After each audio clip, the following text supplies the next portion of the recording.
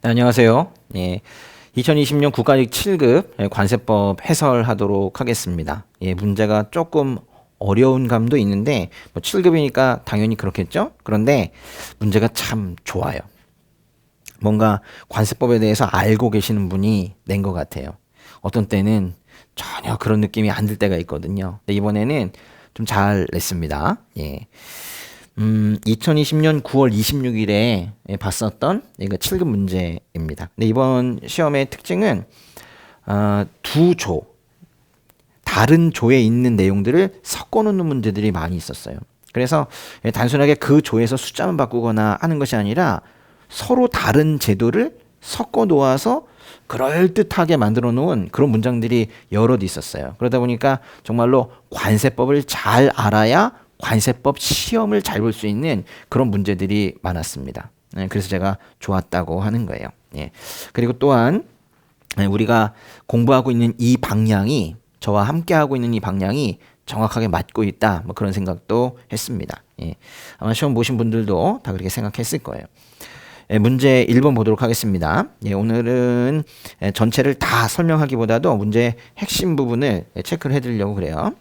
관세법상 지정보세고에게 지정을 받은 토지 건물 그 밖의 시설의 소유자, 관리자가 어떤 행위를 하려면, 이게 행위라는 말이 상당히 중요한 건데요. 그죠? 행위를 하려면 미리 세관장과 협의해야 된대요. 요게 이제 포인트 같네요. 미리 세관장과 협의. 그런 것으로만 묶은 것은 무엇이냐 이거예요. 미리 세관장과 협의해야 되는 행위는 총 8가지가 있죠. 우리는 이미 그 8가지를 외우고 있습니다. 이건 이제 법의 168조에 나오는 내용인데 168조에 보시면은 그 지정보세구역에 그 지정을 받은 토지 등의 소유자 관리자가 해야 할 수 있는 행위, 미리 세관장과 협의받아야 되는 그 행위, 그 8가지가 나오고 있어요. 양도, 교환, 임대, 용도 변경, 신축 어디 있어? 신축 더 들어가고요. 그리고 개축, 이전, 철거입니다. 그래서 이렇게 8가지를 명확하게 외우고 계신 분들은 이 문제는 정말 쉬운 문제가 되는 거예요. 그래서 기억과 리을, 그래서 답이 2번이 되겠네요. 그렇죠. 두 번째 문제, 관세법상 보세구역에 반입한 장치기간이 지난 외국 물품의 매각에 대한 설명으로 옳지 않은 것은 채와 공매 문제네요. 장치기한이 지난 외국 물품의 매각, 채와 공매다. 세관장은 장치기한이 지난 외국 물품을 매각한 때에는 매각 물건, 매각 수량, 매각 예정 가격 등을 매각 후 10일 내에 공고해야 된다. 벌써 이상한데요. 답이 1번입니다. 그렇죠? 이 보세요. 매각 후 공고. 뭐 숫자는 둘째 치고라도 매각 후 공고. 이게 말이 되는 얘기입니까? 우리는 매각 전에 공고하죠. 매각이 시작되기 전에 공고합니다. 이 말이 틀렸는데 우리 매각한 후에 공고하는 경우가 있기는 있지요. 어떤 경우에 매각 후 공고를 해요? 이 매각한 후 그 다음에 공고하는 이거는 상당히 예외적으로 하고 있죠. 어떤 것들 해당이 됩니까? 일단은 그 물품이 화상사례부, 즉 살아있는 동식물 등이어야 되고, 또 장치기간은 지났어야 되고, 또 급박해야 되죠. 사실 이 3가지 요건이 모두 만족이 돼야 돼요. 살아있는 동식물 등이어야 되고, 장치기한이 경과돼야 되고, 급박해야 됩니다. 그래서 1, 2, 3, 이 3가지 요건이 모두 만족이 되면 그제서야 이런 말을 쓸 수가 있어요. 그러니까 이 매각 후 공고라는 말은 함부로 쓰는 말이 아닌 거예요.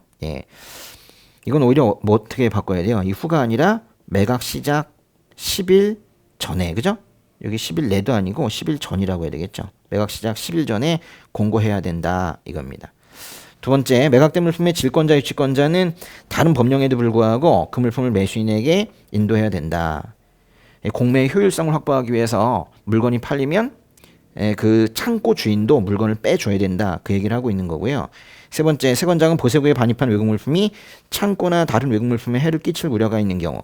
여기 지금 외국 물품이 창고나 다른 외국 물품에 해를 끼칠 우려가 있는 경우, 이 부분은 법의 208조의 1항에 나오는 것인데, 법의 208조의 1항에 있는 각 호의 내용이 무엇이냐면 그게 바로 장치 기한이 지나기 전이라도 매각할 수 있는 물건들이에요.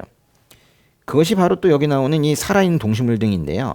이 살아있는 동식물 등이 장치 기한이 경과됐고 급박하면 매각 후 공고이지만 원래 살아있는 동식물 등은 공고한 후 매각합니다. 다만 중요한 것은 이 살아있는 동식물 등의 경우에는 장치 기한이 지나기 전이라도 공고하고 매각을 하죠. 살아있는 동식물 등과 비슷하게 같은 동급의 그런 물품이 바로 외국 물품이 창고나 다른 외국 물품에 해를 끼칠 우려가 있는 경우예요. 그 다음에 네 번째, 세관장은 210조에 따른 방법으로도 매각되지 아니한 물품에 대해서 결국 안 팔린 물건 있죠. 이거 어떻게 합니까? 마지막 기회다, 가져나가라, 그렇게 얘기하죠. 그래서 지체 없이 반출할 것을 통고합니다. 그리고 반출 통고일부터 한 달 내에 여전히 반출이 되지 않으면 소유권을 포기한 것으로 보고 국고에 귀속시키죠. 여기서 제일 중요한 단어는 반출이에요. 매각되지 않으면 화주 등에게 지체 없이 뭐 할 것을? 반출할 것을, 그죠? 반출을 통고하죠. 반출 통고일부터 한 달 내에 반출이 되지 않으면 소유권을 포기한 것으로 보고 국고에 귀속시켜요. 이건 지금 세 조를 가지고 낸 건데요. 그 채화공매의 첫 번째 조였던 208조와 210조 그리고 212조 이 세 조를 가지고 출제한 그런 문제입니다. 세 번째 문제, 관세법령상 세관공무원이 해당 사안에 대하여 이미 조사받은 자를 다시 조사할 수 있는 경우, 이미 조사받은 자를 다시 조사할 수 있다. 즉 중복 조사할 수 있다, 재조사할 수 있다, 그런 거예요. 이게 중복 조사의 금지라는 것이 법의 111조에 나오잖아요. 법의 111조의 중복 조사 금지의 예외가 아닌 것은 그렇게 지금 묻고 있는 겁니다. 이미 조사받은 자를 다시 조사할 수 있는 경우 뭔가요? 금품 제공 들어가죠. 금품 제공은 우리 이제 뇌물 수수한 걸 얘기하는데 이거 들어가고, 그 다음에 이미 조사받은 자, 한번 조사받았지만은 거래 상대방 조사할 때 다시 한번 오라고 하죠. 3번은 없어요, 이런 게. 그리고 밀수 출입 등 일제 조사하는 경우, 요거는 시행령에 있습니다. 요거는 시행령 136조에 있는 거예요. 이건 원래 전체적으로 법의 111조의 내용인데요. 요거 4번만큼은 이건 시행령에 있는 내용이에요. 3번이 답인데, 이제 3번이 이게 어디서 나오는 말입니까? 수출입 관련 법령 위반을 이유로 재판 절차가 진행 중이다. 관세법에는 이런 말이 없어요. 예. 찾아봐도 나오지 않을 겁니다. 4번 문제, 관세법상 세관장이 허가 또는 승인을 받아야 하는 것만을 모두 골라라 그랬어요. 이게 지금 중요한 것은 허가 또는 승인이니까 허가를 받아도 되고 승인을 받아도 됩니다. 근데 이제 그것만을, 그런 것들을 모두 고르래요. 크기 또는 무게의 과다나 그 밖의 사유로 보세구역에 장치하기 곤란하거나 부적당한 외국 물품. 이거는 보세구역 밖에 장치할 수 있죠. 우리 보세구역 밖에 장치할 수 있는 물건이 수쿠, 재검, 압, 우인데 그중에서 바로 이거죠. 예, 이것만큼은 허가를 받아야 되죠. 보세구역이 아닌 장소, 즉 보세구역 밖에 장치할 때 이거는 세관장의 허가를 받아야 됩니다. 그러니까 기억은 되겠네요. 니은번, 보세구역에 장치된 물품의 현상을 유지하기 위하여, 현상 유지 작업이 바로 보수 작업인데요. 보수 작업을 이건 중요한 게 보세구역 밖에서 하려고 한대요. 사실 보수 작업은 보세구역 안에서 하는 것이 원칙인데 안에서 할 때에는 세관장의 승인을 받죠. 그럼 밖으로 나갈 때에는 역시나 세관장의 승인입니다. 승인 사항이니까 니은번도 해당이 될 수가 있겠고요. 디귿번에 보세공장 외에서 외국 물품을 원료 또는 재료로 하거나 외국 물품과 내국 물품 원료 또는 재료로 하여 제조 가공하거나 그 밖의 이와 비슷한 작업을 하려는 경우, 보세공장 밖에서 뭔가 이런 복잡한 것들을 한대요. 이게 지금 뭔가 원료나 재료의 종류 때문이 아니라 여기서 중요한 것은 보세공장 밖에서 작업을 하기 때문에 이때는 보세공장 외에 작업 허가를 받아야 된다라는 걸 지금 말하고 있는 거예요. 이 중간에 이런 말들 때문에 좀 헷갈리신 분들도 계실 거예요. 심지어는 내국 물품과 내국 물품을 원료로 하는 그런 경우는 없는가? 원래 내국 물품만으로는 제조 가공할 수 없으니까 내국 물품만으로 제조 가공하려면 세관장이 허가 받아야 되잖아요. 근데 그걸 쭉 찾고 있는데 그건 없어요. 그렇죠? 그럼 뭔가 외가 문제구나. 왜? 보세공장 밖에 나갈 때에는 허가 받아야 되는 거죠. 리을번에 보시면 종합보세구역에 장치된 물품에 대해서 보수작업을 하거나 보수작업이 나왔네요. 보수작업은 원래는 뭐예요? 보수작업 승인이죠. 보세구역 안에서 보수작업 하더라도 승인이고 보세구역 밖으로 나가더라도 승인이고 그래요. 그런데 그걸 만약에 종합보세구역에서 하잖아요. 그러면 종합보세구역에서 보수작업 한다면 그거는 신고입니다. 신고.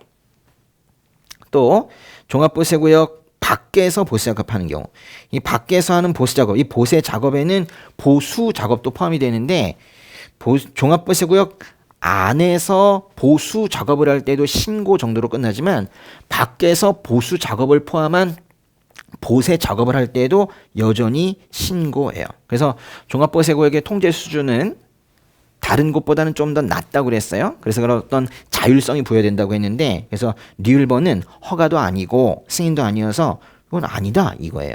그러면 기역, 니은, 디귿 3개나 되네요. 그런 답이 있나요? 있네. 답이 3번 이렇게 되는 겁니다. 예. 5번 보겠습니다. 관세법령상 수입물품에 대하여 세관장이 부가 징수하는 내구세 등의 체납이 발생했을 때 납세무자의 주소지를 관할하는 세무서장이 체납세액을 징수할 수 없는 경우, 있는 게 아니라 없는 경우네요. 세무서장이 체납세액을 징수할 수 없는 경우. 그럼 어떤 경우엔 있어요? 관세 체납은 없고 내구세만 체납돼야 되고 그 체납된 내구세가 1,000만 원을 넘어갔을 때, 그죠? 그때 체납세액을 세무서장이 징수할 수 있는데 거기에 없는 경우, 즉 예외가 몇 가지가 있죠. 예. 어떻게 외우고 계세요? 유진회계 이렇게 외우지 않았습니까? 유진회계? 너 진짜 어려운데 회계 공부하고 있니? 뭐 이거잖아요. 그죠? 유진회계. 예. 유진회계 뭘 줄임말이에요? 유. 여기 유가 좀 보이는데요? 이쪽에 유. 근데 사실은 이건 여기 위에 있는 것처럼 체납처분 유예 신청이 아니라 체납처분 유예죠. 유예. 그리고 이 진은 뭐야? 진은. 진은 진행이라는 건데 여기도 진행이 있네요. 그죠? 진행 있죠. 예. 요 두 개는 앞에 체납처분이란 말이 붙습니다. 체납처분이 유예된 경우, 그리고 체납처분이 진행 중인 경우. 그래서 디귿번은 유예가 단어가 있지만은 거 신청에 대해서 거부한 경우라고 했기 때문에 디귿번은 잘못되었고 리을번은 맞는 것 같아요. 또 회계, 회는 뭘 줄임말이었어요? 이거는 회생, 계획, 인가, 결정이죠. 회생계획, 인가, 결정. 그거에 있나 볼까요? 예, 위쪽에 보니까 좀 비슷한 게 있네요. 그죠? 회생, 근데 뭐 좀 다르다, 그지? 회생 절차 개시의 신청. 이런 말은 없죠. 회생계획, 인가, 결정이라는 표현을 써야 되는 거예요. 그래서 이제 기억번은 아닌 것이고, 예. 그 다음에 계는 계류인데요. 뭐가 계류되는 거예요? 이의신청, 심사청구, 심판청구, 행정소송이 계류되는 경우, 계류 중인 경우. 그래서 여기는 뭐 이의신청 들어가도 되고, 심사청구 들어가도 되고, 심판청구 들어가도 되고, 행정소송 들어가도 되고, 그래요. 있나 볼까요? 그 니은번에 보니까 그 중에 심사청구를 언급을 했고, 그 심사청구가 계류 중인 경우 그랬습니다. 맞네요. 그래서 니은번도 맞죠. 그래서 니은과 니을이 합쳐진 게 있나? 예, 답이 4번이 되겠습니다. 6번 볼게요. 6번. 관세법령상 납세담보에 대한 설명으로 옳은 것은, 예, 담보 문제네요. 법의 24조, 25조쯤에 있을 거예요. 이 문제는 사실 법의 25조와 시행령 10조를 가지고 낸 그런 문제인데요. 보겠습니다. 담보로 제공된 금전을 해당 관세에 충당할 때 납부기한이 지난 후에 충당한 경우에는 42조, 이게 이제 42조가 뭔가요? 가산세인데요. 가산세 규정을 적용해서 맨 끝에 가산세를 징수한다 그랬어요. 아니죠. 예. 가산세 징수하지 않잖아요. 담보로 제공된 금전을 해당 관세에 충당할 때에는 가산세를 적용하지 않습니다. 왜요? 바로 이게 중요한 말이죠. 금전 때문에. 그 제공된 담보의 종류가 금전이라면 그때는 뭐 그 담보를 관세에 채워놓을 때 현금 낸 거랑 똑같지 않느냐. 이래서 가산세까지 충당하지는 않아요. 이 뒷부분이 다 틀렸어요. 적용하지 않는다 이겠죠? 적용하지 않는다. 즉 가산세를 징수하지 않는다일 거예요. 두 번째, 공장재단 건설기계를 담보로 제공하려는 경우 납세무자는 저당권의 설정을 위한 등기를 하여야 한다. 맞나요? 공장재단 건설기계, 여기에 저당권 설정을 위한 등기, 이런 말들이 필요해요? 비슷하죠. 이건 이제 시행령 10조의 6항에 나오는 것인데, 토지, 건물, 공장재단, 광업재단, 선박, 항공기, 건설기계 뭐 이런 것들의 경우에는 저당권을 설정하는 데 필요한 서류, 저당권을 설정하는 데 필요한 서류를 담보제공서에 첨부해가지고 세관장한테 주도록 되어 있어요. 즉 담보를 제공하려고 하는 자는 뭘 해야 된다고? 저당권을 설정하는 데 필요한 서류를 담보제공서에 첨부해서 세관장에게 주기만 하면 되는 거예요. 즉 저당권 설정은 그거는 세관장이 하는 거예요. 근데 여기 잘 보시면 납세무자가 저당권 설정을 위한 등기를 해야 된다 그랬잖아요. 그렇지 않습니다. 그 등기를 위한, 저당권 설정을 위한 서류만 제시하면 되는 거예요. 그 등기 자체는 세관장이 하는 거예요. 그래서 이 부분이 틀렸습니다. 이 부분에 뭐라고 써야 돼요? 이게 지금 세관장을 납세무자로 표현한 것도 잘못되었지만 사실 납세무자라는 표현은 이 부분에서는 사실 어울리지도 않아요. 납세무자라는 표현을 쓸 것이 아니라 여기서는 담보를 제공하려고 하는 자, 담보 제공자라는 표현을 써야 되거든요. Anyway, 2번은 좀 틀렸습니다. 아니, 2번은 잘못됐어요. 그 다음에 3번에 세관장이 인정하는 유가증권을 담보로 제공하려는 자는 해당 증권 발행자의 증권확인서와 해당 증권에 관한 모든 권리를 행사할 수 있는 자의 위임장을 담보제공서에 첨부해야 된다.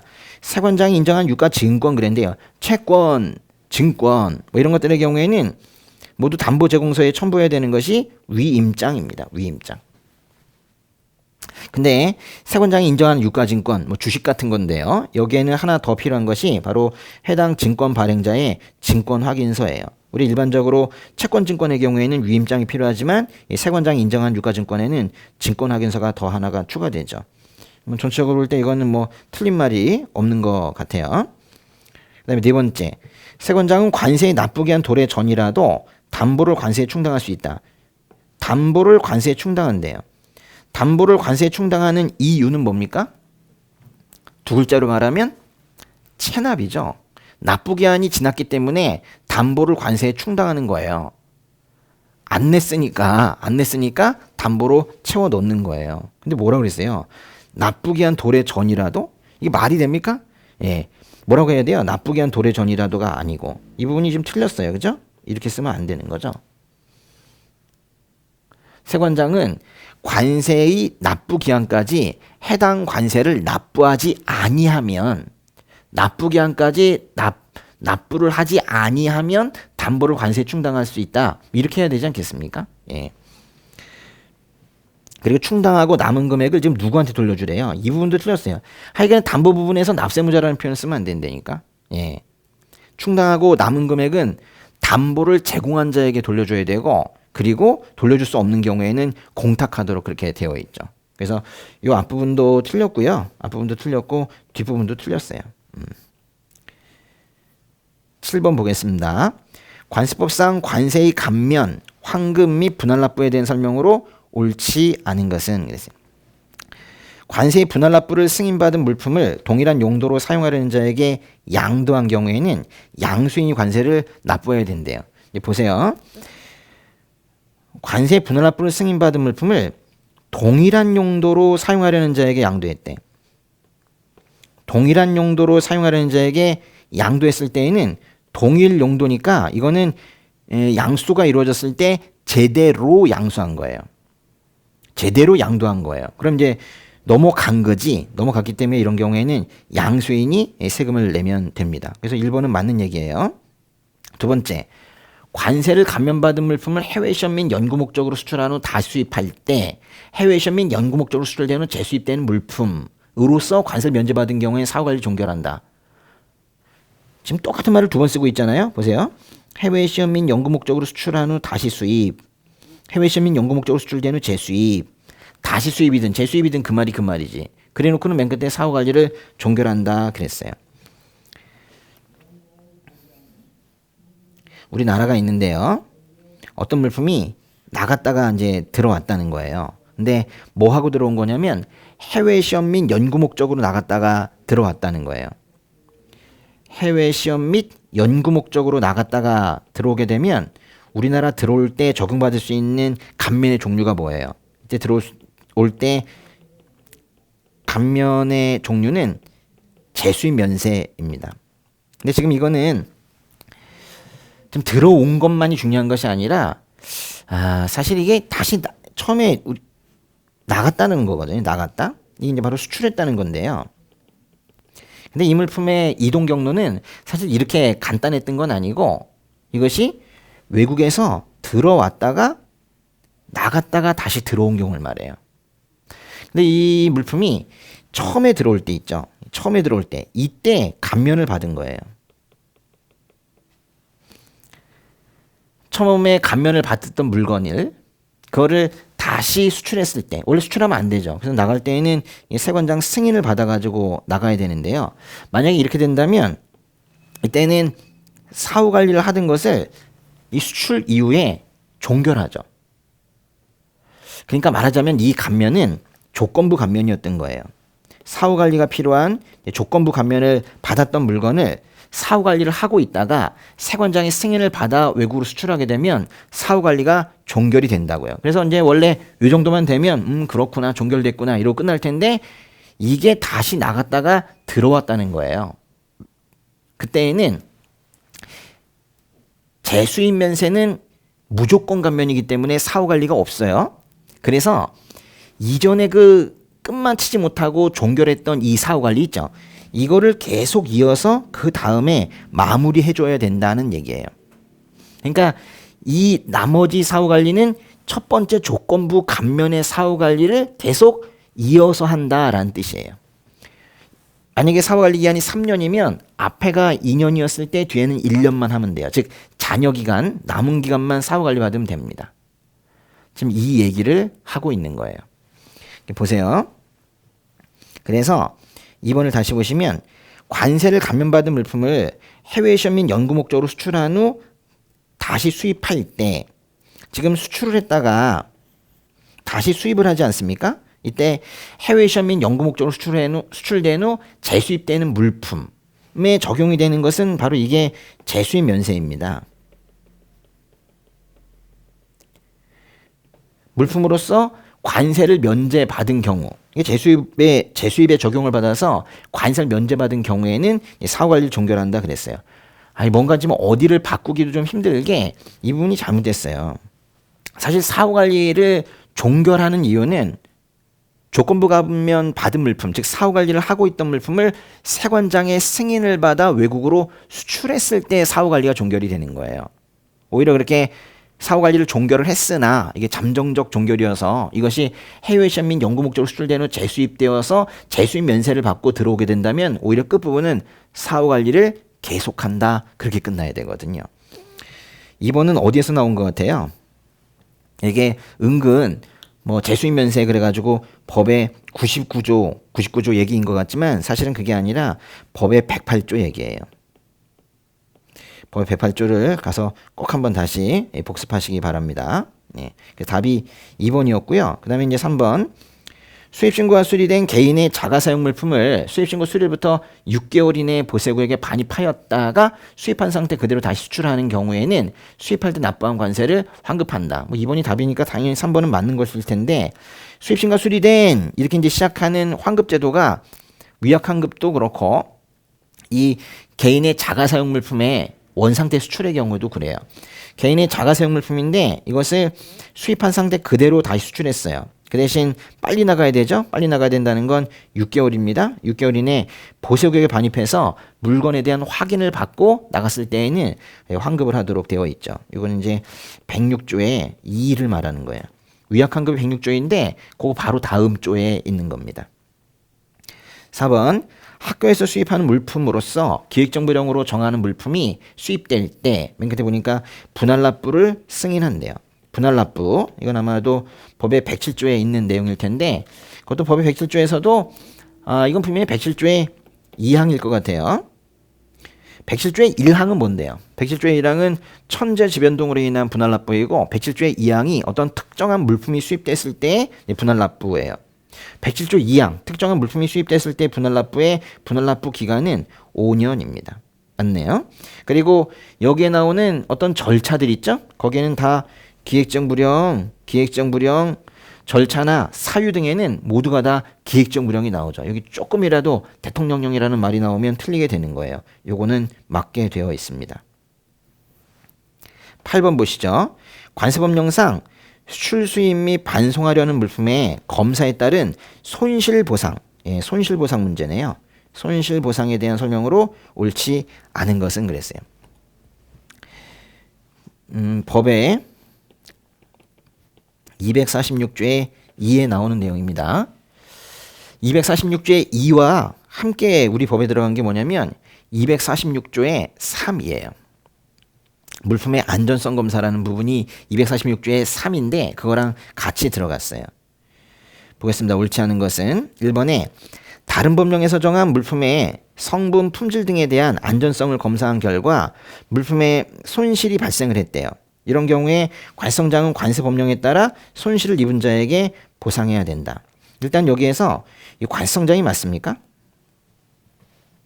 관세청장이 손실보상하는 그런 주체가 맞냐고요. 관세청장도 될 수가 있고 여기는 세관장도 될 수가 있어요.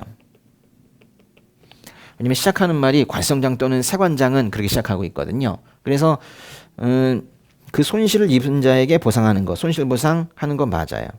근데 뭔가 좀 이상해요. 다른 법령에서 정한 물품의 성분, 품질 등에 대한 안전성을 검사한 결과 물품의 손실이 발생했대요. 여기 지금 이 물품에 손실이 발생하는 이유가 그 물품에 대한 안전성 검사를 하다가 손실이 발생한 것을 말하고 있진 않아요. 사실 이 앞에 있는 이 긴 표현이 있죠? 이 긴 표현, 다른 법령에서 정한 물품의 성분, 품질 등에 대한 안전성을 검사한 거. 이 부분이 바로 그 다음 주에 나오는 법의 246조의 3에 있는 내용이거든요. 제가 그랬잖아요. 두 조가 섞여 나오는 경우가 이번에 많이 있었다고. 그죠? 예. 사실 그래서 여기 이 첫 줄 이만큼은 다 지워줘야 돼요. 사실 물품에 손실이 발생하는 이유는 뭐예요? 물품에 손실이 발생하는 이유는 적법한 물품 검사 때문이죠.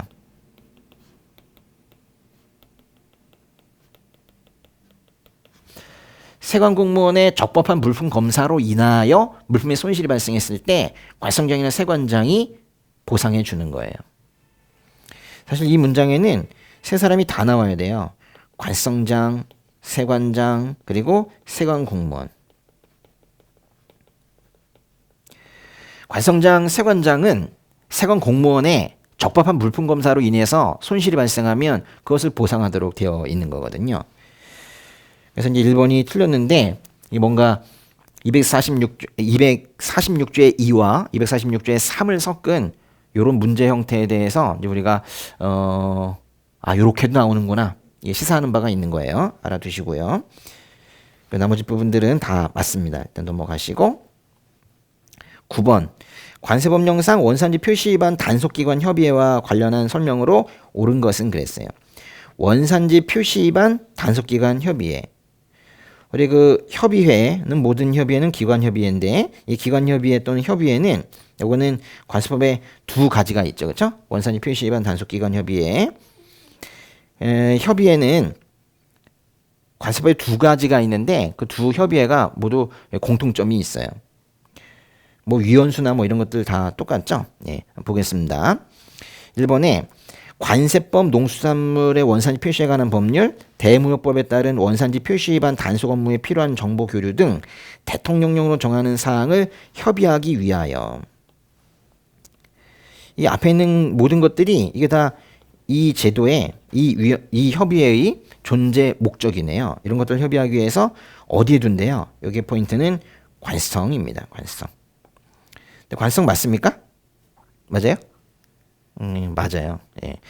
협의회는 관세청에 둡니다.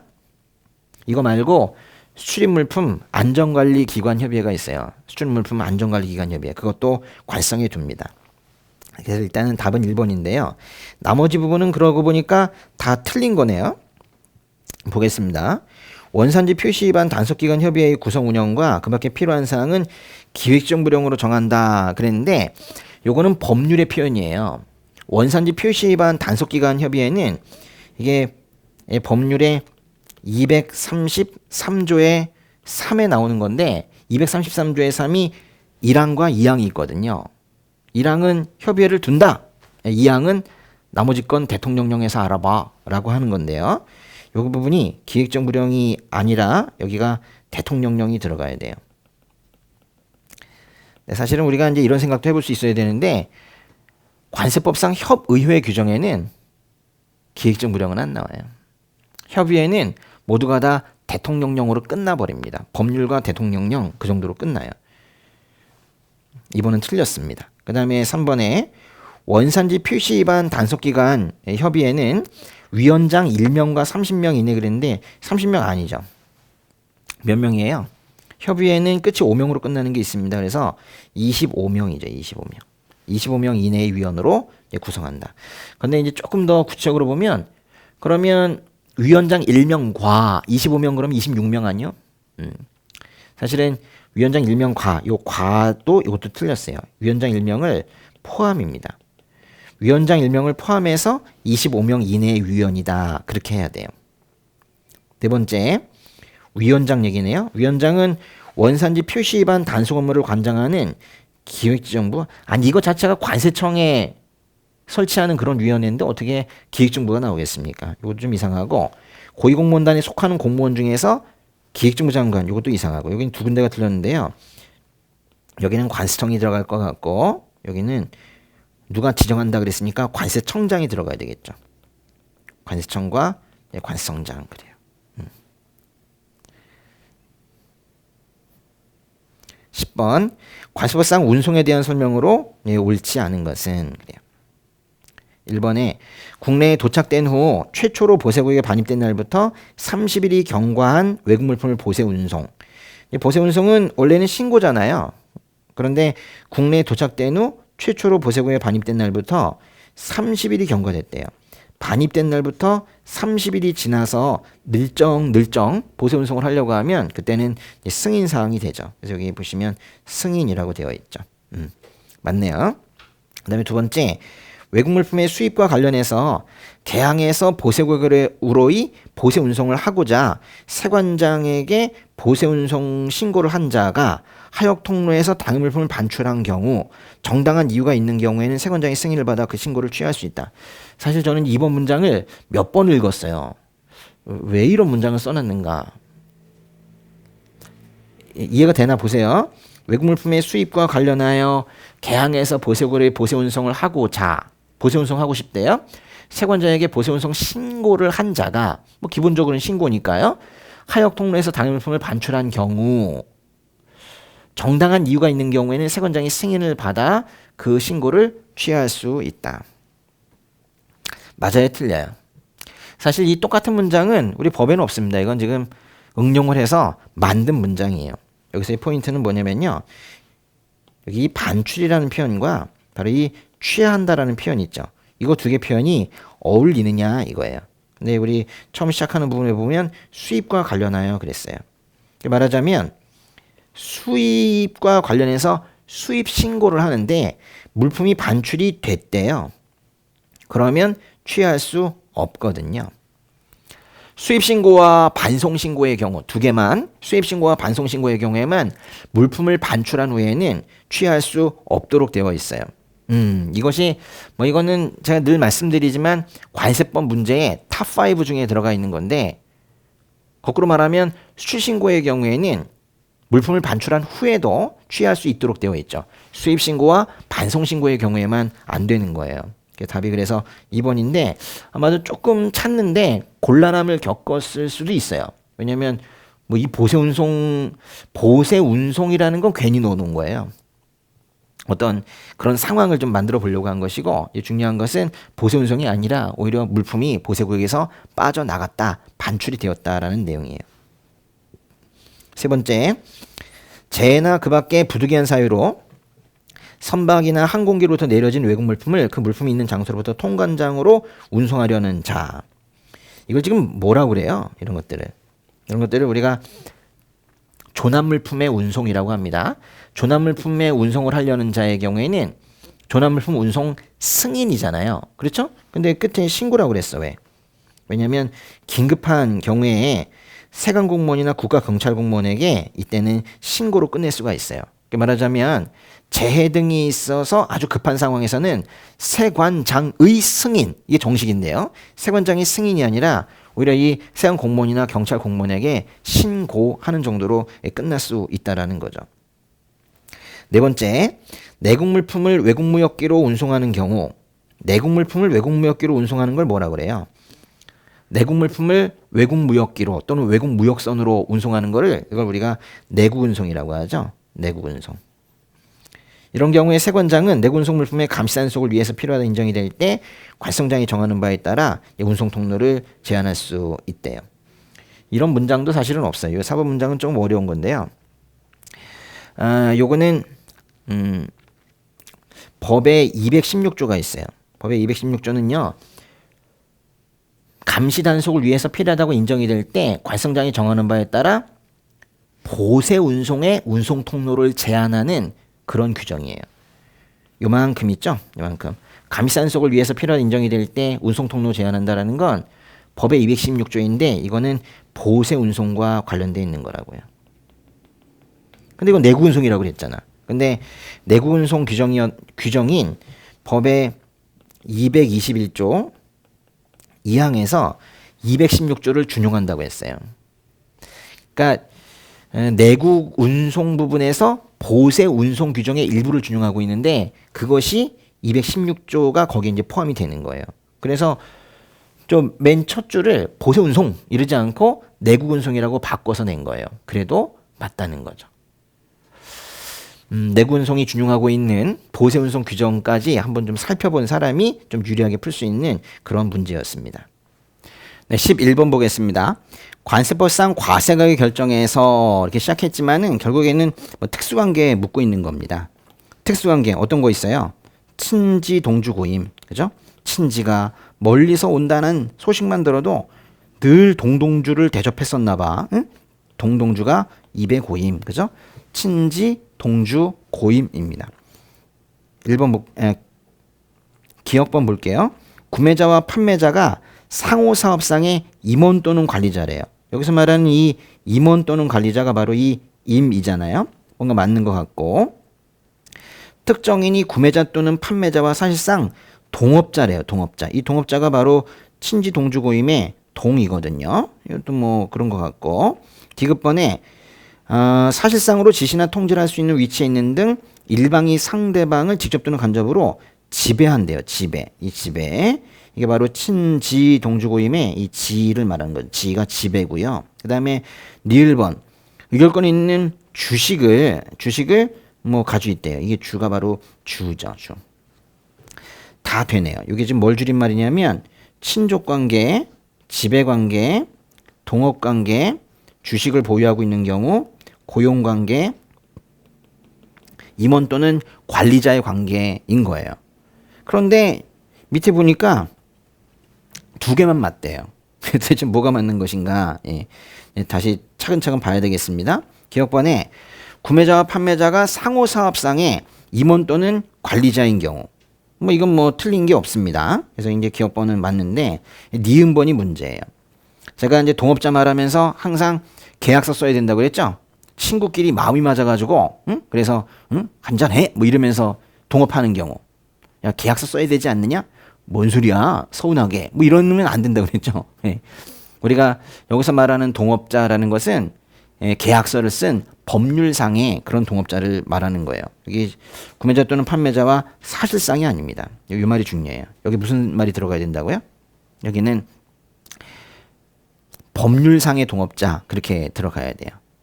그 다음에 사실 이 맨 앞에 있는 특정이란 말도 잘못됐어요. 우리 특수관계는 친지동주고임 모두가 다 앞에 시작하는 말이 이렇게 시작합니다.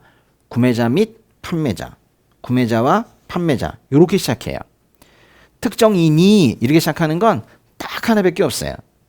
그게 뭐예요? 바로 리을번에 있는 이거죠. 그죠? 특정인이 주식 얘기할 때만 특정인이 이렇게 시작해요. 특정인이 구매자의 주식도 가지고 있고 판매자의 주식도 모두 가지고 있을 때 그때 특수관계라고 얘기하거든요. 그래서 이 형식 자체도 니은번은 사실 틀린 거예요. 디귿번에 구매자 및 판매자 뭐 이런 거 괜찮다니까요. 구매자 및 판매자 중 일방이 상대방에 대하여 사실상으로 지시나 통제할 수 있는 위치에 있는 등 일방이 상대방을 지배하는 경우, 즉 한쪽이 한쪽을 지배하는 경우, 제3자를 지배하는 경우, 제3자에 의하여 지배받는 경우, 세 가지가 바로 지배죠. 일방이 상대방을 지배하는 경우, 제3자를 지배하는 경우, 제3자에 의하여 지배받는 경우. 이게 다 지배입니다. 그래서 디귿번도 괜찮은 거예요. 리을번 형식은 처음에 시작이 괜찮게 됐어요. 특정인이 그랬습니다. 그런데 구매자 또는 판매자 또는이라고 하면 안 돼. 이거 틀렸어요. 어떤 제3자 특정인이 구매자의 주식만 가지고 있거나 판매자의 주식만 가지고 있으면 양쪽 모두에게 영향을 줄 수 없기 때문에 그때는 특수관계가 아니거든요. 그래서 여기는 밋이라고 그래요. 밋. 예.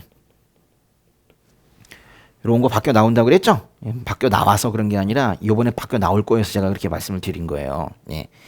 의결권 있는, 이건 맞죠? 있는이냐 없는이냐 이렇게 바뀌어 나올 거라고 했는데요. 이건 있는은 맞고 직접도 맞고 간접도 맞습니다. 예. 근데 그때 숫자 틀렸네요. 여전히 뭐 이 부분이 가장 많이 틀리게 나오는데요. 3%가 아니라 이게 5%죠. 5%. 그래요. 그러면은 기업과 디귿만 맞으니까 답은 1번이다. 이렇게 하면 되겠습니다. 12번으로 가볼게요. 12번. 관세법상 관세의 징수 및 내국세 등의 부가징수에 대한 설명으로 옳지 않은 것은 관세의 징수 및 내국세 등의 부가징수. 뭔가 이 법제 4조와 관련되어 있는 그런 내용인 것 같아요. 옳지 않은 것을 고르는 문제네요. 1번에 관세법에 따른 가산세 및 체납처분비의 부가징수 환급 등에 관하여는 관세법 중 관세의 부가징수 환급 등에 관한 규정을 적용한다. 관세법에 관세의 가산세와 관세의 체납처분비가 있습니다. 그거는 별도의 부가징수 환급 규정이 없기 때문에 관세법 중 관세의 부가징수 환급 규정을 적용하도록 되어 있는 거예요. 이거는 맞는 얘기입니다. 예. 법의 4조의 3항에 있는 내용이었어요. 그다음에 두 번째, 체납처분의 대상이 해당 관세를 납부하는 물품이 아닌 재산. 체납처분의 대상이 관세를 납부해야 하는 물품. 요거는 바로 이제 수입물품을 얘기하는 건데 그것이 아닌 재산이래요. 결국 납세자의 일반 재산이라는 거예요. 납세자의 집 말하는 집. 그러니까 집을 팔려고 할 때 이런 뜻입니다. 국세 징수의 예에 따라 징수하는 관세는 국세 기본법에 따른 국세에 우선한다. 아니죠. 잘 쓰다가 끝이 틀렸어요. 끝이 제일 중요한데 국세 기본법에 따른 국세에 우선한다. 이 부분이 틀렸어요. 그죠?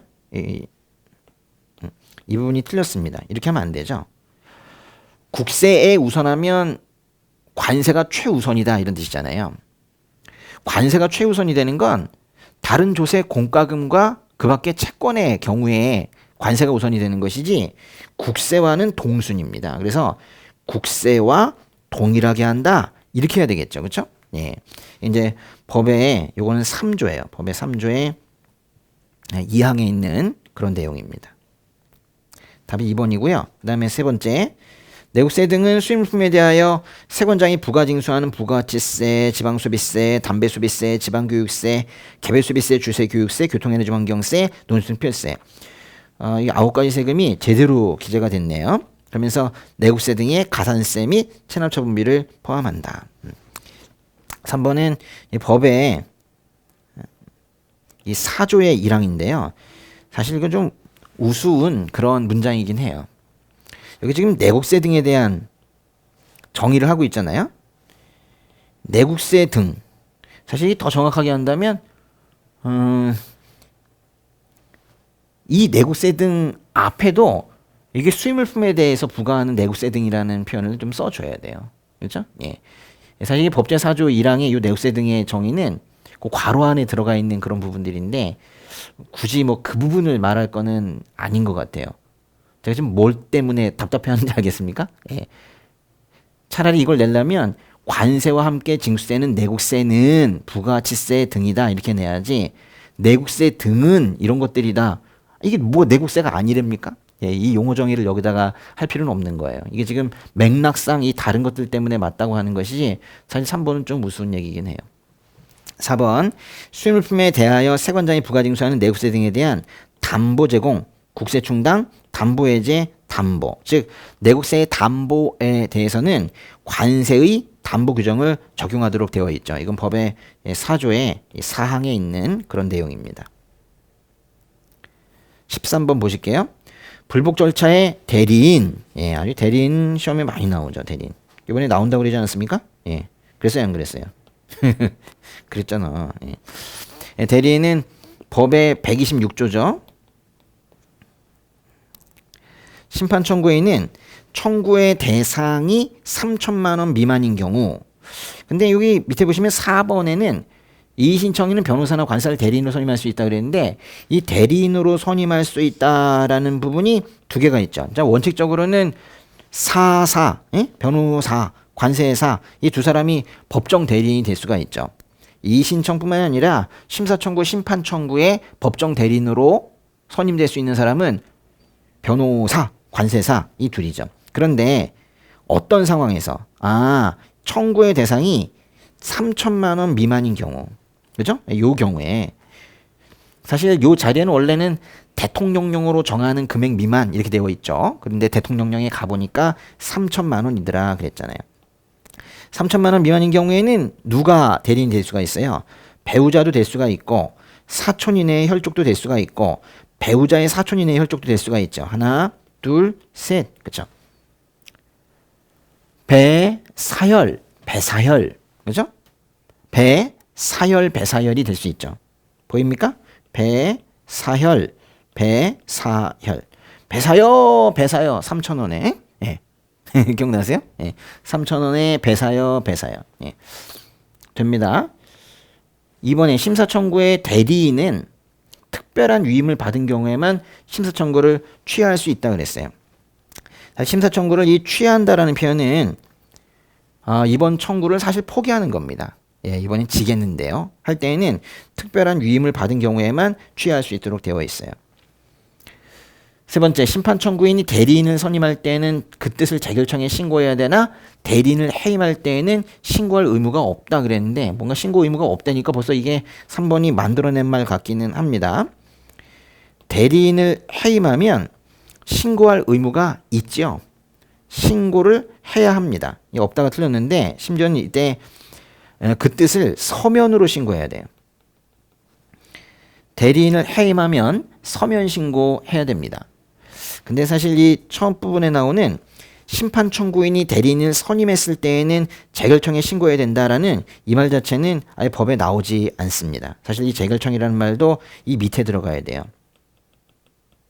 즉 말하자면 해임을 하면 재결청에 서면으로 신고해야 된다라는 것이 명시적으로 되어 있는 문장이고 선임 얘기는 선임 얘기는 나오지 않습니다. 14번 볼게요. 관세법령상 농림축산물에 부과하는 특별긴급관세에 대한 설명으로 옳은 것은 농림축산물에 대한 특별긴급관세. 이건 법의 68조에 있는 내용입니다. 68조와 시행령 90조에 나오는 내용인데요. 네, 보겠습니다. 1번에 당의 연도 수입량이 기준발동 물량을 초과하는 경우 국내외 가격 차에 상당한 율인 당어 양어세율의 3분의 1을 뺀 세율로 부과할 수 있대요. 뭔가 좀 이상하죠? 일단은 첫 번째, 당의 연도 수입량이 기준 발동 물량을 초과하는 경우 우리 그 농림축산물에 대한 특별기관세는 물량 기준 부과가 있고 가격 기준 부과가 있는데 이거는 뭔가 보니까 물량 기준 부과를 얘기하고 있는 거네요. 물량 기준 부과할 때에는 어떻게 부과해요? 원래 약속한 세율이 있잖아요. 양어세율. 근데 그거 그대로 했다가는 너무 더 많이 들어올 거니까 안 되겠어. 그래서 낮춰놓은 세율인 이 양호세율은 안 되겠으니까 양호세율의 3분의 1까지를 추가한 세율로 부과할 수 있도록, 좀 더 높은 세율로 부과할 수 있도록 그렇게 되어 있죠. 그래서 여기 3분의 1을 빼는 것이 아니라 사실 3분의 1을 추가한 세율입니다. 3분의 1을 추가한 세율로 부과할 수 있죠. 그러면 앞부분도 조금 바꿔야 될 것 같아요. 양호세율에서가 아니라 그냥 그래야 되겠죠. 양호세율의 3분의 1까지를, 여기도 까지라고 해야 되는데, 까지. 3분의 1까지를 추가한 세율로 부과할 수가 있다. 그러니까 1번은 틀렸고, 2번에 기준가격과 대비한 수입가격 하락률이 100분의 10초가 100분의 40 이하일 때, 이 기준가격과 대비한 수입가격 하락률이 커지면 커질수록 그 양호세율에 의한 관세, 즉 낮춰놓은 관세에 추가하여 부과하는 금액이 커질 수밖에 없어요. 근데 우리가 이제 이 부분을 구체적으로 이 숫자까지 사실 다 외우지는 않았는데 그 중에 1호, 이 첫 번째 거는 좀 외우라 라고 지금 요구하고 있는 그런 문제예요. 기준가격과 대비한 수입가격 하락률이 100분의 10초가 100분의 40 이하일 때 국내 가격차의 상당한 율인 당어 양호세율에 의한 관세에 얼만큼을 더하느냐, 기준가격의 100분의 10을 초과한 금액의 100분의 40에 해당하는 금액을 추가하여 부과한다. 여기선 다른 건 맞는데 요 40이 틀렸어요. 40이 아니라 이 부분이 30이거든요. 사실 이 부분은 조금 어렵습니다. 여기 이제 2번이 요게 시행령 90조 요 사항에 나오는 거예요. 시행령 90조 사항의 제1호입니다. 이 문제가 나왔다고 해서 시행령 90조 사항에 그 많은 내용들을 기준가격 부분을 기준가격의 양호세율에 대한 관세에 추가해서 부과하는 그 금액을 다 외울 생각은 마시고 이 문제처럼 1호만, 특별히 이 중에서 1호 부분만, 이 문제가 일단 나왔으니까 한 번 더 봐주시면 될 것 같아요. 3번에 관세법 시행령 제90조 1항의 규정을 적용함에 있어 부패하기 쉽거나 계절성이 있는 물품들, 이런 것들에 대해서는 기준 발동 물량을 산정함에 있어서 3년보다 짧은 기간을 적용하거나 기준 가격을 산정 시 다른 기간 동안의 가격을 적용하는 등 물품의 특성을 고려할 수 있다. 여기 3년은 왜 나온 거예요? 우리가 이제 기준 발동 물량 계산할 때 우리가 조사 기간이 바로 이제 3년인데요. 그것 때문에 넣어놓은 거예요. 근데 이 부분은 이 부패하기 쉽거나 계절성이 있는 이 물품에 대해서 그 기준 발동 물량 산정할 때 다른 기간, 3년보다 짧게도 할 수 있고 다른 기간을 적용할 수 있다라는 것인데 요거는 다 맞는 얘기입니다. 답이 3번이고요. 4번에 국제기구와 관세 관한 협상에서 양호된 시장 접근 물량으로 수입되는 물품은 특별기금관세 부과 대상에 포함하지만, 여러분 아니죠? 시장 접근 물량으로 수입되는 물품은 이거는 국내 시장에 그만큼은 접근할 수 있다라는 수입량을 말하는 것이기 때문에 그거는 최소한의 에티켓이고 그건 무조건 받아줘야 되는 것이기 때문에 이번에 특별기금관세 부과 대상에 포함시키지 않습니다. 여기서 이제 제외가 되겠죠. 여긴 제외라고 해야 돼요. 제외. 그러나 특별기금관세 부과를 위한 수입량 산정할 때, 수입량을 산정할 때에는 그 부분을 포함을 시킵니다. 여긴 포함이죠. 제외와 포함을 바꿔놓는 것은 우리 시험 문제에서 흔히 있는 그런 패턴 중에 하나입니다.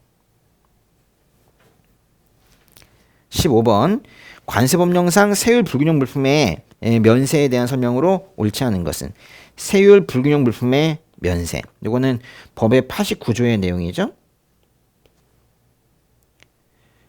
세율 불균형을 시정하기 위하여 조세특례 제한법 제5조 1항에 따른 중소기업이 대통령이 정하는 바에 따라 세관장이 지정하는 공장, 여기서 말하는 이 세관장이 지정하는 공장이 바로 말 그대로 지정 공장인데요. 항공기를 제조 또는 수리하기 위하여 사용하는 부품과 원재료 중 기획정보령으로 정하는 물품에 대해서는 그 관세를 면제할 수 있다. 네. 세율 불균형 물품의 면세는 세율 불균형 시정하기 위해서 만든 그런 감면인데, 여기서 말하는 세율 불균형이라는 것은 역관세 현상 말하는 거죠.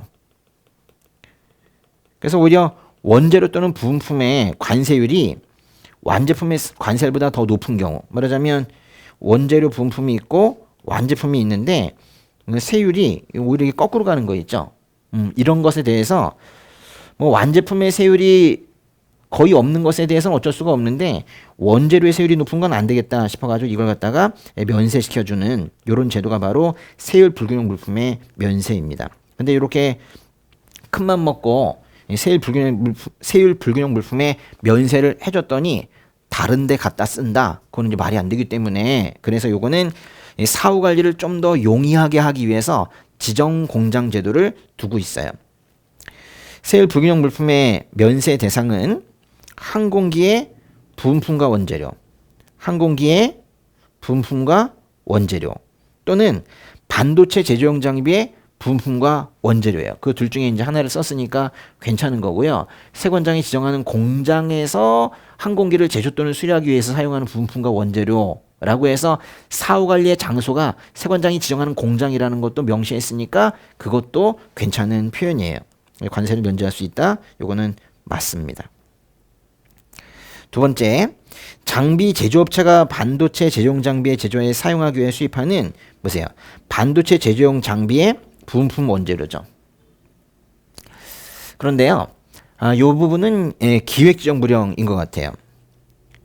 뒷부분에 산업통상자원부 장관 또는 그가 지정하는 자가 추천한 물품까지 있는 거 보니까요. 그래서 여기부터 여기까지 요만큼이 모두가 다 기획지정부령에 있는데 법률에서는 기획지정부령으로 정하는 물품에 대해서 관세를 면제한다 그랬는데 막상 기획지정부령에 가보면 반도체 제조용 장비의 부품 원재료에 대해서는 항공기의 부품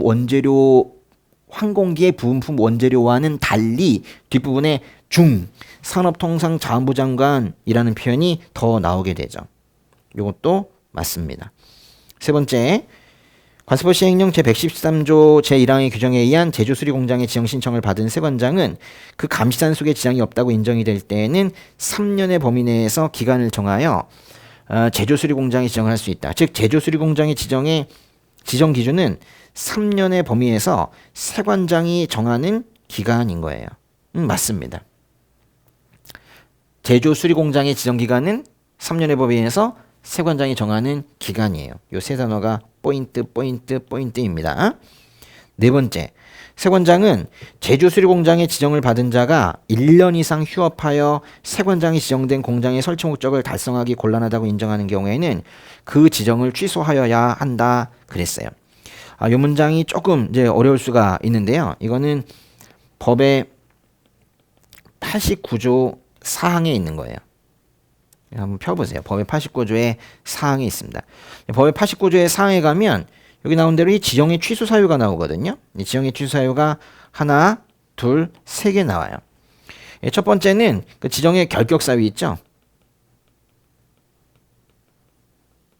그것이 나오는 것이고 그 다음에 거짓이나 부정의 방법으로 지정을 받은 경우 뭐 이런 경우에도 지정을 취소해야 되겠죠. 사실 이런 경우는 뭐 반드시 지정을 취소해야 됩니다. 그다음에 이제 세 번째는 1년 이상 휴업해서 세관장이 야 이거 괜히 만들었다. 설치 목적을 달성하기 곤란하네 라고 인정하는 경우예요. 이런 경우가 이제 지정 취소 사유예요. 그런데 뭐라고 되어 있냐면 특별히 이 결격 사유에 해당이 되거나 거짓 부정한 방법으로 지정을 한 경우에는 이거는 반드시 지정을 취소해야 된다 이랬어요. 여기서 그래서 포인트는요. 지정 취소보다도 이 뒷부분이에요. 하여야 한다. 결격 사유에 해당이 되거나 거짓 부정한 방법으로 지정을 취소할 때에는 지정을 취소하여야 해요. 그런데 밑에 있는 1년 이상 휴업한 경우 있잖아요. 이거는 반드시 하여야 하는 건 아니에요. 이건 지정을 취소할 수 있다예요. 이건 지정 취소할 수 있는 사유예요. 그런데 여기 하필 예시로 넣어놓은 게 뭐냐면 1년 이상 휴업하여 세관장이 지정된 공장의 설치 목적을 달성하기 곤란하다고 인정하는 경우라고 했잖아요. 이렇게 하면 안 된다니까요. 예, 이건 지정 취소할 수 있는 경우예요. 특허 보세구역에도 특허를 취소해야 하는 경우와 특허 취소할 수 있는 경우로 나누고 있는데 그것도 이미 시험에 나왔었어요. 지금 우리 법에서 뭐뭐 해야 하는 경우와 뭐뭐 할 수 있는 경우를 잘 구분하라고 지금 요청하고 있는 겁니다. 그래서 답은 4번이에요. 그다음에 16번. 관세법령상 내용에 대한 설명으로 옳지 않은 것은 무엇인가? 예. 특허보세구역의 특허기간은 10년의 범위에서 신청인이 신청한 기간이래요. 특허보세구역의 특허기간은 10년 맞죠? 특허보세구의 특허기간은 10년이다. 10년 이내이다. 라고 하면 이제 법률인데 시행령에 가보면은 보세 전시장과 건설장과 판매장은 제외하고 10년이다. 이렇게 돼 있어요.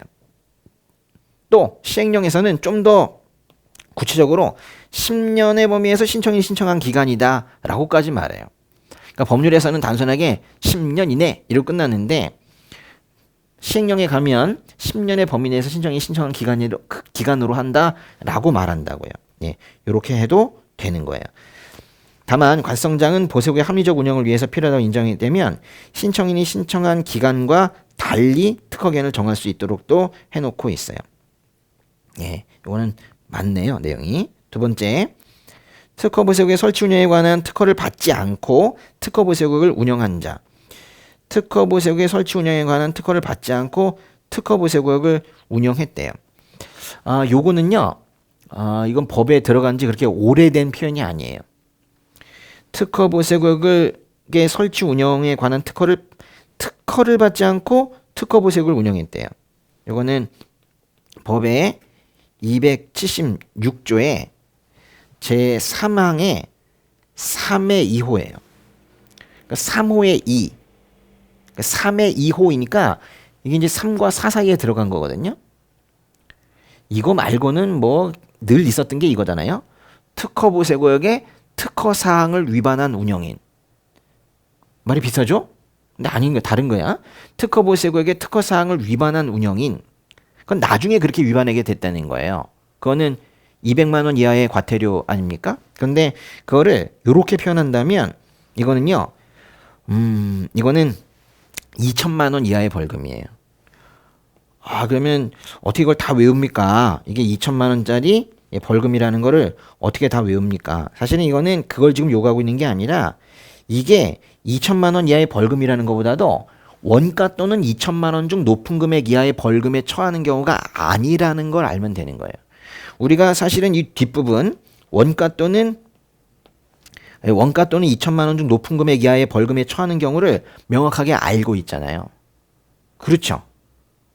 5가지를 딱 외웠었잖아요. 처음에 건 뭐였었어요? 종합보세구역과 관련된 게 2개였죠. 이건 지금 종합보세구역과 관련된 게 아니잖아요. 또 보세구역 반입명령이 있었죠. 그렇죠? 그리고 수입신고 등을 할 때 품명규격 수량 가격 등을 제대로 신고하지 않은 경우가 있었죠. 4번째. 그리고 수리 전에 무단 반출하는 경우. 거기에 들어가지 않잖아요. 그래서 276조 이게 이제 3항인데 276조의 2항이 바로 원가 또는 2천만 원의 경우인데 276조 2항을 여러분이 명확하게 외워야 그 다음에 나오는 2천만 원 이하의 벌금과 1,000만 원 이하의 벌금 이런 것들을 정확하게 구분해낼 수가 있다고요. 옳지 않은 것은 2번입니다. 세 번째, 지정장치장에 물품을 장치하는 기간은 우리가 아예 공식처럼 외우고 있어요. 6, 관, 세, 3. 기억나십니까? 예. 몇 번이나 모의고사 냈었는데요. 그 다음에 4번째, 외국무역선이나 외국무역기에 물품을 하역하거나 환적하려면 여기 지금 중요한 것은 그냥 단순히 물품이라고 했다는 거예요. 물품. 그러니까 모든 물품을 말하는 거죠. 이런 것들을 하역하거나 환적하려면 세관자에게 신고하고 현장의 세관공무원의 확인을 받아야 되죠. 세관장 신고 플러스 세관공무원 확인을 받아야 되는 이 세트. 이건 이제 우리가 많이 외워봤었어요. 법의 140조에 있는 그런 내용이었었죠. 17번 보겠습니다. 관세법상 몰수와 압수에 대한 설명으로 옳지 않은 것은 그랬어요. 위조화폐의 수입에 전용된 자동차의 소유자가 범죄에 사용된다는 정황을 알고 위조화폐를 운반한 경우 그 자동차를 몰수한다 그랬는데 여기 보세요. 위조화폐의 수입. 이거는 아마도 그 금지품 수출입죄 법의 234조에 해당이 되는 헌정화. 그 헌정화 수입에 그 일부 예시로 갖다 넣어 놓은 거예요. 이 화폐가 뭐예요? 화가. 이게 화폐 등의 위조, 변조, 모조품이니까 그거를 합치게 되면 위조화폐가 되는 거예요. 사실은 요 자리에 우리 법에는 뭐라고 되어 있냐면 이 자리가 법에 269조라고 되어 있어요. 269조가 뭐예요? 밀수출입죄죠. 그중에서 269조 1항이 바로 이 헌정화 수입, 헌정화 수출입, 즉 금지품 수출입죄이거든요. 그래서 269조에 전용된 이라는 표현을 269조 1항의 내용 중에서도 특별히 위조화폐 부분만 여기다 갖다 써놓은 거라고요. 예. 결국 맞는 표현입니다. 위조화폐 수입에 전용된 자동차의 소유자가 범죄에 사용된다는 정황을 알고, 그러니까 자신의 배나 비행기, 뭐 자동차 이런 데에서 불미스러운 일이 있다는 것을 알아야 돼요. 알고 알고 뭐뭐도 한 경우에 그럴 때 그 자동차도 몰수하죠. 여긴 지금 이게 중요해요. 뭐뭐를 알고 뭐뭐한 경우. 이 뭐뭐한 경우가 몇 가지가 있어요. 요 자리에 들어갈 수 있는 것이 4개가 들어가 있죠. 뭐뭐 있어요. 뭐 여기서 위조화폐를 구체적인 예시로 본다면 사실은 범죄 물품이라고 되어 있지만 범죄 물품을 운반한 경우뿐만이 아니라 범죄 물품을 적재한 경우가 있죠. 또 해상에서 투기, 파괴, 인수, 훼손 그런 것들이 여기에 들어갈 수가 있죠. 운반도 되고 적재도 되고 그리고 투기, 파괴, 훼손도 되고 그리고 인수, 취득도 여기에 들어갈 수가 있습니다. 맞습니다. 그 다음에 이번에 관세법에 따른 수입신고를 했으나 수입신고를 했으면은 이제 잘 써야 되는데 다른 물품으로 신고했다. 이 포인트가 요거네요. 다른 물품으로 신고하여 수입한 물품 그랬어요. 그러면 이게 뭐예요? 밀수입이죠. 수입신고를 안 한 것도 밀수입인데 수입신고 했지만 다른 물품으로 신고한 것도 밀수입니다. 그것이 다른 물품 중에 포함되어 있대요. 여기서 포인트는 이 포함인데요. 포함되어 있는 경우 그 물품이 범인의 소유일 때 그 다른 물품도 몰수할 수 있다.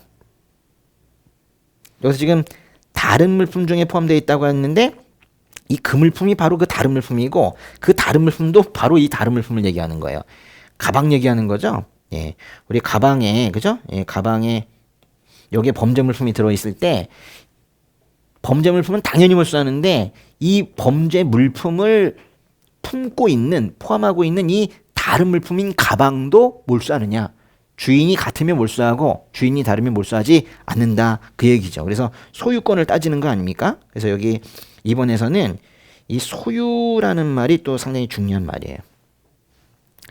세 번째, 282조에 따라 몰수할 물품의 전부 또는 일부를 몰수할 수 없을 때 여기서 지금 보시면 전부 또는 일부를 몰수할 수 없다 그랬는데 몰수할 물품의 전부 또는 일부를 몰수할 수 없는 건 왜 몰수할 수 없어요? 다이아몬드 몰래 가지고 들어와서 걸렸는데 세관공무원이 쫓아오니까 막 뛰다가 잡힐 것 같으니까 바다로 던진 거죠. 몰수할 수 없잖아요. 그런 걸 얘기해요. 그럴 때는 얼마짜리 던졌어? 5억이요. 그럼 5억을 추징하죠. 보시면 몰수할 수 없는 물품을 몰수할 당시에 국내 도매 가격에 상당한 금액을 범인으로 추징한다. 아니 몰수할 수 없는데 몰수할 당시가 어디 있어? 이건 말도 웃기는 거지. 예? 이거 보고 웃겨야 돼.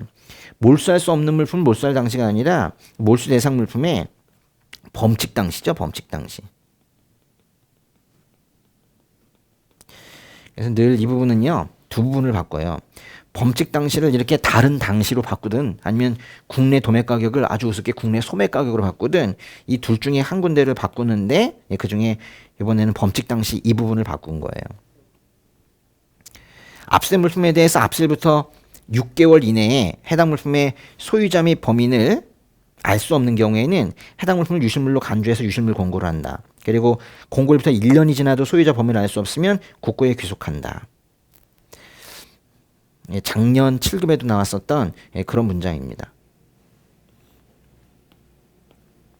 압수를 하고 나서 6개월 동안 소유자와 범인을 알 수 없으면 6개월 동안 알 수 없으면 유실물 공고를 하죠. 그죠? 유실물 공고하고 그리고 6개월에 2배 1년, 예? 1년. 예?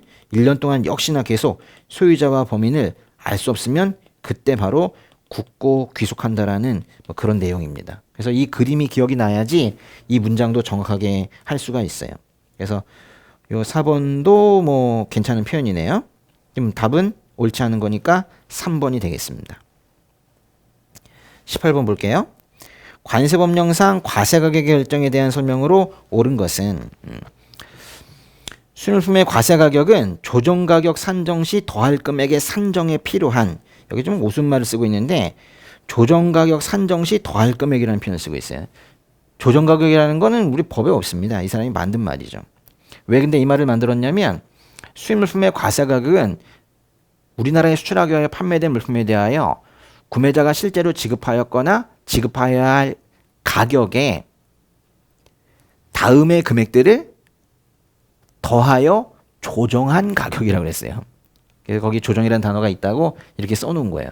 사실 조정가격이라는 말은 저기 막 쓰면 안 되거든요. 사실은 저거는 FTA에서 아주 고유어로 쓰이기 때문에 막 쓰면 안 되는데 썼어요. 이렇게. 조정가격 산정 시 더할 금액. 여기서 포인트는 이겁니다. 더할 금액. 즉 법정 가산 요소 얘기하는 것인데요. 법정 가산 요소는 정확해야 되죠. 운임이 얼마야? 35만 원이요. 이렇게 이제 정확하게 해야 되는데 그런 걸 우리가 객관적이고 수량화할 수 있다라고 표현해요. 법정 가산 요소는 객관적이고 수량화할 수 있는 자료이어야 돼요. 근데 수량화할 수 있는 자료가 없대요. 그럼 어떻게 해야 될까요? 여기까지 일단 보시면 제가 늘 말씀을 드리지만 요즘 시험은 앞으로도 계속 이렇게 나올 텐데 한 경우, 그리고 이제 뒷부분은 자기 생각해 보는 거예요. 법정 가산 요소가 객관적이고 수량할 수 있는 자료에 근거하지 않은 경우.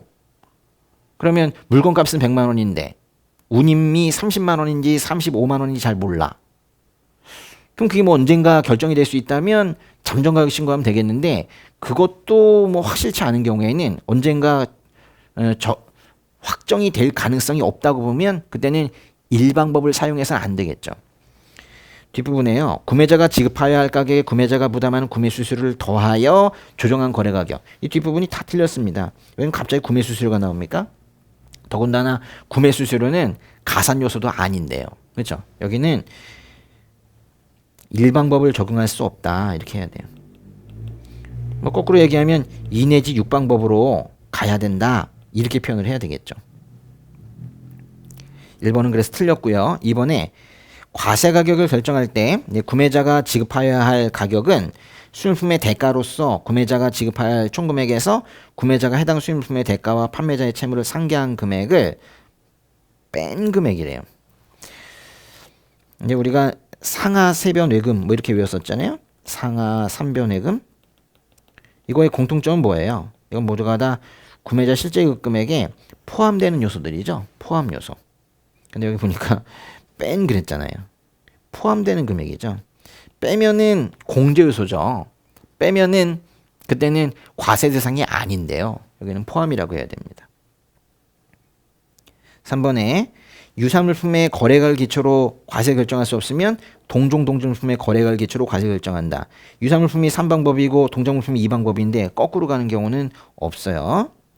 네 번째, 세관장은 납세무자가 신고한 거래 가격이 유사물품의 가격과 현저한 차이가 있는 등 과세 가격으로 인정하기 곤란한 경우 등이 있죠.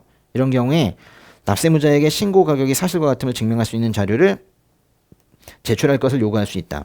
일단은 과세 가격으로 인정하기 곤란한 경우에는 일방법을 바로 부인하는 게 아니에요. 여기 있는 것처럼 납세무자에게 사실과 같음을 증명, 이 단어가 중요해. 증명할 수 있는 자료를 제출하는 것이 요구가 되죠. 근데 자료를 제출하지 않거나 가져온 자료에 내용이 포함되어 있지 않거나 일반적으로 인정된 회계 원칙에 부합하지 않거나 그런 경우에 비로소 일방법을 적용하지 못하고 2 내지 6방법으로 가게 되는 것이죠. 그럼 답은 몇 번이요? 4번은 맞아요. 답이 4번입니다. 19번으로 가겠습니다. 19번. 관세법령상 통고처분에 대한 설명으로 옳지 않은 것은 관성장이나 세관장은 통고처분을 받는 자가 벌금이나 추징금에 상당하는 금액을 예납할 수 있다. 예납이 뭐예요? 미리 내는 거죠. 그렇죠? 낼 수 있습니다. 그리고 일단 여기서 관성장이나 세관장 이렇게 시작했다는 게 중요하죠. 통고 처분의 주어는 2명이나 됩니다. 관성장도 되고 세관장도 돼요. 이런 걸 우리가 처분이라고 하는데 통고 처분하는 여기서 하는 처분이나 고발이라는 저쪽으로 넘기는 처분이나 모두가 다 그 주어는 관성장이나 세관장이에요. 이거는 맞습니다. 통고 처분을 받은 자는 납부할 금액을 대통령령으로 정하는 통고 처분 납부 대행 기간을 통하여 신용카드, 직불카드 등으로 납부할 수 있다.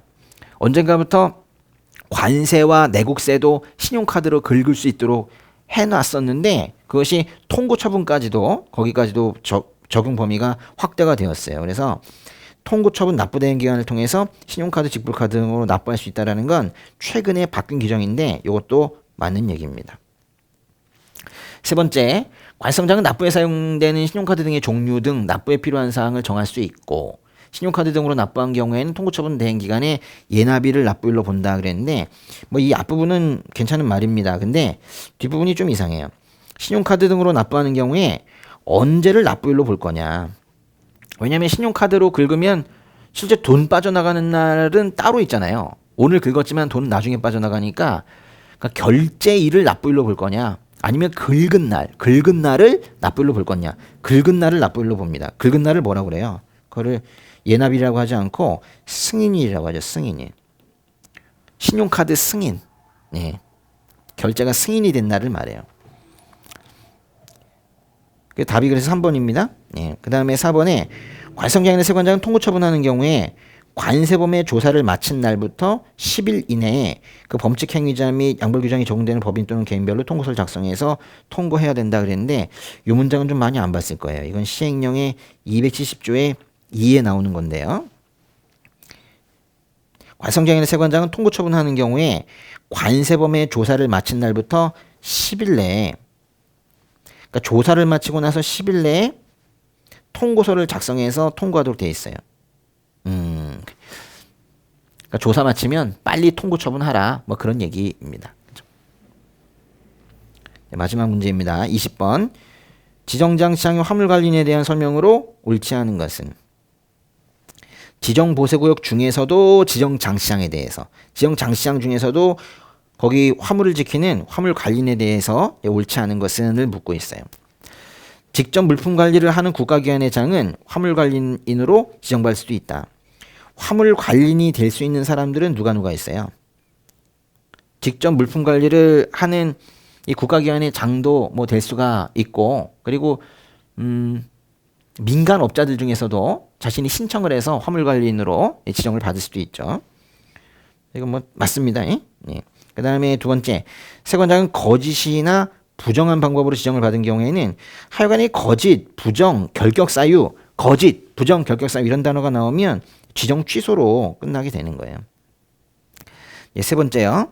화물 관리인으로 재지정 받으려면 화물 관리인 지정의 유효기간이 끝나기 1개월 전까지 세관장에게 재지정 신청해야 된다. 한 달 전까지 재지정 신청하는 경우가 있고 그리고 6개월 전까지 재지정 신청하는 경우가 있죠.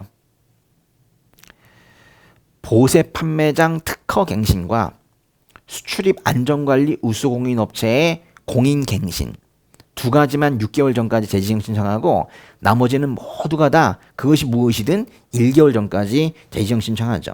화물관리인은 1개월 전까지 재지정 신청합니다. 네 번째, 세관장은 화물관리인의 취소 요청에 따라 그 지정을 취소하려는 경우에는 청문을 해야 된다 그랬어요. 이거는 조금 이제 신경을 써야 되는데요. 이거는 187조에 2에 나오는 내용입니다. 187조의 2를 한번 펴보세요. 거기 보시면 이제 지정 취소 사유가 나오고 있는데 지정 취소 사유가 하나, 둘, 셋, 넷 나오고 있습니다. 거기서 뭐라고 하고 있냐면 이 네 가지 사유 중에서 앞에 세 개의 사유로 인해서 지정을 취소하는 경우에는 청문을 거치라고 하고 있어요. 지금 처분청이 그냥 처분하지 말고 묻고 답하는 그런 어떤 절차적 권리를 보장한 다음에 그 다음에 지정을 취소하라 그렇게 하고 있어요. 근데 이 네 번째가 뭐냐면 네 번째가 화물관리인이 지정 취소 요청을 한 경우에요. 그러니까 말하자면 화물관리인이 지정을 취소 요청을 해서 지정을 취소한다면 화물관리인이 먼저 말한 건데 굳이 뭐 청문 이런 걸 할 필요는 없거든요. 그래서 요거의 경우에는 지정 취소 사유이긴 하지만 이것이 청문의 사유는 아니에요. 그러니까 이 문제에서 포인트는 바로 끝에 있는 이 청문이라는 단어입니다. 그러니까 모든 지정 취소 사유가 다 청문 사유는 아니에요. 바로 이 부분 화물관리인의 취소 요청에 따라서 지정 취소하는 경우는 이거는 청문을 하지 않습니다. 그래서 답이 그래서 4번이 되겠는데요. 예. 문제 다 풀어봤습니다. 좀 어떠세요? 예. 좀 어려운 문제들이 있죠. 예. 근데 문제가 좋아요. 근데 이 패턴 말하자면 문장 전체를 바꾸는 이런 패턴들은 앞으로 계속 지속될 걸로 보여요. 옛날처럼 그냥 단순하게 단어 몇 개 열거하고 숫자 몇 개 바꾸고 하는 이런 문제들은 점점 줄어들 걸로 보입니다. 예. 수고하셨습니다.